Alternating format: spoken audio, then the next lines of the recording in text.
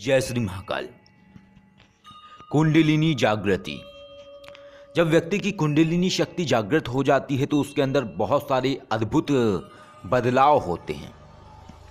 कई सारी ऐसी अद्भुत क्षमताएं उसके अंदर विकसित होने लगती हैं जो क्षमताएं उसे असाधारण बनाती हैं। इस तरीके की कुछ क्षमताएं व्यक्ति के अंदर विकसित हो जाती हैं जिससे कि व्यक्ति अदृश्य दुनिया को देख सकता है। अदृश्य दुनिया में विचरण करने वाली जो ऊर्जा है उससे संबंध स्थापित कर सकता है, यानी कि उससे वार्ता कर सकता है। जो भी नकारात्मक शक्तियां हैं अदृश्य दुनिया में वो उन्हें हटा सकता है। इसके साथ साथ कालखंड की यात्रा भी व्यक्ति कर सकता है जब उसकी कुंडलिनी शक्ति जागृत हो जाती है, अर्थात वो भविष्य की संभावित घटनाओं के विषय में जानकारी प्राप्त कर सकता है। भविष्य के विषय में कुछ दृश्य देख सकता है, कुछ जानकारियां देख सकता है। इसी तरीके से भूतकाल के विषय में भी देख सकता है, कितने भी साल पुरानी घटनाओं के विषय में भी देख सकता है। तो इस तरीके से कुछ अद्भुत क्षमताओं का उदय होता है और ये जो अद्भुत क्षमताएं हैं ये इंसान के अंदर ही निहित हैं और हमेशा से निहित हैं, परंतु ये तमाम चीज़ें वही व्यक्ति महसूस कर सकता है जिसने उन चीज़ों को खोला है, उन्हें प्राप्त किया है, कुंडलिनी शक्ति को जागृत किया है और अभ्यास किया है। योग मार्ग में अभ्यास बहुत ही जरूरी है और कुंडलिनी शक्ति में भी अभ्यास बहुत जरूरी है। क्यों? क्योंकि योग मार्ग का जो मूल हिस्सा है वो है कुंडलिनी जागृति, यानी चक्रों की जागृति। इसके बाद व्यक्ति की आध्यात्मिक उन्नति होनी शुरू हो जाती है और वो मानस जगत को समझने लगता है और मानस शक्तियों को समझने लगता है। बिना कुंडलिनी शक्ति की जागृति के, बिना ध्यान योग मार्ग के कोई भी व्यक्ति मानस शक्तियों से नहीं जुड़ सकता है, ना ही उसे मानस शक्तियां प्राप्त हो सकती हैं। क्यों? क्योंकि मानस शक्तियों के लिए ध्यान होना बहुत आवश्यक है, केंद्रित होना बहुत आवश्यक है, एकाग्रता बहुत आवश्यक है और एकाग्रता के लिए ध्यान करना बहुत आवश्यक है। तो ये अवस्थाएं होती हैं, जैसे जैसे व्यक्ति इन अवस्थाओं को पार करता चला जाता है वैसे वैसे वो बहुत कुछ सीखता चला जाता है। पहले कुंडलिनी शक्ति और इसके बाद पंच तत्व के रहस्य, ये बहुत सारी चीज़ें हैं। जैसे जैसे व्यक्ति आगे बढ़ता जाता है वैसे वैसे वो चीज़ें समझता चला जाता है। 5 एलिमेंट्स, पंच तत्व, वो 5 तत्व जिनसे हमारा शरीर बना है, व्यक्ति को उन्हें भी समझना होता है। लेकिन ये बाद की बातें हैं जब व्यक्ति कुंडलिनी शक्ति को जागृत कर लेता है, जब व्यक्ति 7 चक्रों को खोल लेता है, इसके बाद ही वो पंच तत्व के रहस्य को समझने के पात्र बनता है और उनके विषय में जानकारी प्राप्त कर सकता है इस अदृश्य ब्रह्मांड से। बहुत सारी ऐसी क्रियाएं हैं, बहुत सारी ऐसी विधियां हैं जो विधियां आपको इस दुनिया में उल्लेखित नहीं मिलेंगी। उनको समझने के लिए आपको उस परालौकिक दुनिया से जुड़ना होता है। जो परालौकिक दुनिया में विचरण करने वाली सद्गुरु आत्माएं आपको वो दिव्य ज्ञान प्रदान करती हैं जो ज्ञान कहीं किताबों में नहीं है उल्लेखित। तो इस तरीके से जैसे जैसे व्यक्ति बढ़ता चला जाता है वैसे वैसे उसको चीज़ें प्राप्त होती चली जाती हैं। तो आज हम आपको बताएंगे द्वितीय चक्र के विषय में, यानी कि मूलाधार के बाद का जो चक्र है वो चक्र है स्वाधिष्ठान। स्वाधिष्ठान चक्र के विषय में बताएंगे। तो सबसे बड़ी बात पहले तो ये आती है कि स्वाधिष्ठान चक्र जिनका जागृत हो गया है उन्हें क्या अनुभव होता है और आपको पता कैसे लगे कि स्वाधिष्ठान चक्र जागृत हो रहा है। तो इसकी अनुभूति ये होती है कि जिन व्यक्तियों को स्वाधिष्ठान चक्र जागृत हो जाता है उन्हें ये अनुभव होता है, उन्हें ये महसूस होता है कि उनके नाभि के स्थान पर कोई चीज़ है जो घूम रही है। जिस तरीके से आज्ञा चक्र के स्थान पर जब आज्ञा चक्र जागृत हो जाता है तो व्यक्ति को वाइब्रेशन, ब्लिंकिंग महसूस होती है, उसी तरीके से स्वाधिष्ठान चक्र के जागृत होने पे व्यक्ति को अपने नाभि के अंदर किसी चीज़ के घूमने का आभास होता है, किसी चीज़ के राउंड तरीके से घूमने का एहसास होता है। तो ये तमाम चीज़ें व्यक्ति को महसूस होती हैं और व्यक्ति के जो मुख है उस पर कीर्ति दिखाई देती है और अलौकिक शक्तियों का आभास व्यक्ति को होता है और बहुत सारी ऐसी चीज़ें होती हैं। जैसे जैसे व्यक्ति इन चक्रों की साधनाएं करता चला जाता है, वैसे वैसे व्यक्ति के अंदर अद्भुत परिवर्तन होते चले जाते हैं। तो किस तरीके से स्वाधिष्ठान चक्र को आपको जागृत करना है, ये आपको हम मार्ग बताएंगे। और ये मार्ग मंत्र साधना और ध्यान मार्ग है, और इसके माध्यम से आप जो स्वाधिष्ठान चक्र है उसे आप जागृत कर लेंगे और आप उसके अनुभव भी महसूस कर पाएंगे। तो साधना आपको करनी है गुरुवार से प्रातः वेला में आप जागें।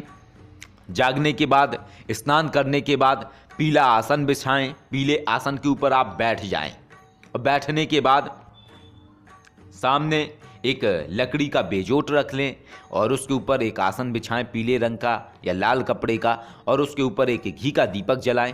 नारायण की अगर मूर्ति है तो वो आप रख लीजिए, अगर नहीं है मूर्ति तो सिर्फ घी का दीपक जला लीजिए, धूप दीप जला लीजिए, उन्हें प्रार्थना करिए। और इसके साथ साथ ये बहुत आवश्यक है, कुंडलिनी साधना करने से पहले ये बहुत आवश्यक है कि अपने गुरु को याद करें और उनसे आज्ञा लें, मानस तरीके से याद करके कि हे गुरुदेव रक्षा करें, हम इस चक्र की साधना करने वाले हैं, हमारे अंदर जो कुंडलिनी शक्ति है हम उसको जागृत करने वाले हैं, गुरुदेव कृपा करें। और इसके बाद गुरु मंत्र का जाप करें, गणेश जी के मंत्र का जाप करें, और इसके बाद जो मंत्र है उस मंत्र का आपको जाप करना है। इस तरीके से जब आप लगातार करते चले जाएंगे तो आपको बहुत सारे दिव्य अनुभव होंगे और बहुत सारी ऐसी चीज़ें होंगी जो बहुत ही अलग हैं। और ये बहुत आवश्यक है कि जब आप ये साधना करेंगे स्वाधिष्ठान चक्र की जागृत करने के लिए, तो आपको ये याद रखना है कि आपको वस्त्र बहुत कम से कम पहनने हैं। कहने का अर्थ ये है कि अगर आप पुरुष हैं तो फिर आप सिर्फ लंगोट पहन के ही बैठिए या कमर में गमछा पहनकर ही बैठिए। अपने ऊपर के शरीर पर यानी कि कमर से ऊपर के हिस्से पर कोई भी वस्त्र ना हो आपके, तो ये ज़्यादा अच्छा होगा। और इसके साथ साथ जो स्त्री हैं, महिलाएं हैं, यदि वो ये साधना करती हैं तो वो कुछ इस तरीके के माहौल में साधना करें कि वो माहौल बिल्कुल शांत हो, और वो भी वस्त्र इस तरीके से पहने कि ज़्यादा वस्त्र ना हो। ज़्यादा वस्त्र का अर्थ ये है कि अगर वो साड़ी वगैरह पहन के कर रही हैं तो उत्तम है, अगर वो सलवार सूट पहनती हैं तो उत्तम है। कोई भी ऐसा ना हो वस्त्र अलग से जो मोटे वस्त्र हों या जो हैवी वस्त्र हों। इसलिए इस तरीके की साधना आप गर्मियों के समय में आप बेहतर तरीके से कर सकते हैं, क्योंकि सर्दी के समय में व्यक्ति को सर्दी लगती है तो वो कई सारे वस्त्र पहन लेता है, बहुत सारे जैकेट पहन लेता है, शॉल ओढ़ लेता है और भी तमाम चीज़ें। तो ये नहीं करना है आपको उस समय। और इसका एक लॉजिक ये है कि जब भी आप इस तरीके से ज़्यादा वस्त्र धारण कर लेते हैं, उससे आपके शरीर में बनने वाली जो ऊर्जा है उसको आप महसूस नहीं कर पाते हैं, और वो ऊर्जा आपकी उन वस्त्रों के अंदर उसकी एनर्जी ऑब्जर्व हो जाती है, चली जाती है, और आपको अनुभव नहीं हो पाते हैं। ये कारण होता है।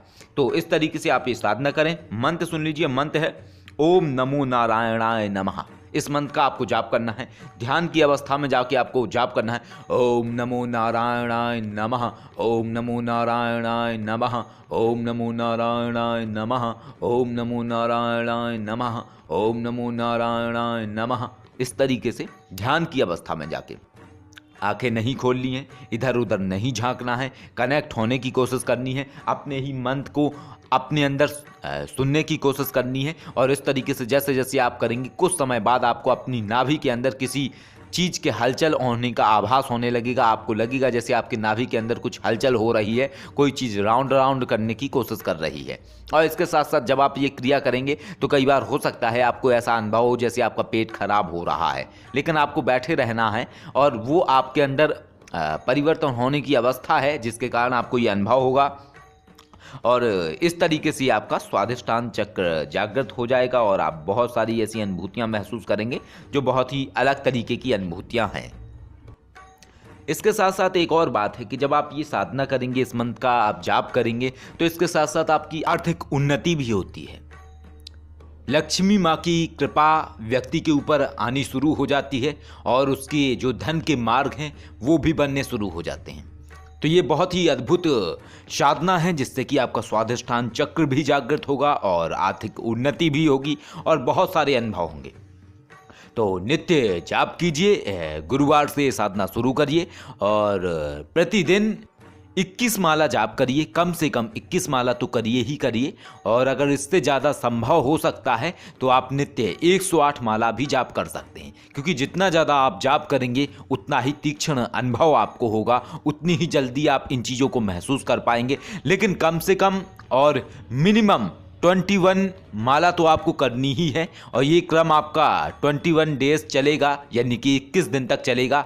ये आपको 21 दिन तक साधना करनी है, और इसमें कोई भी ऐसा बंधन नहीं है कि आपको हवन आहुति करनी है या कुछ और करना है। ये एक तरीके से जपा सिद्धि है, और इससे बनने वाली जो ऊर्जा है वो ऊर्जा आपके अंदर के चक्रों को जागृत करेगी।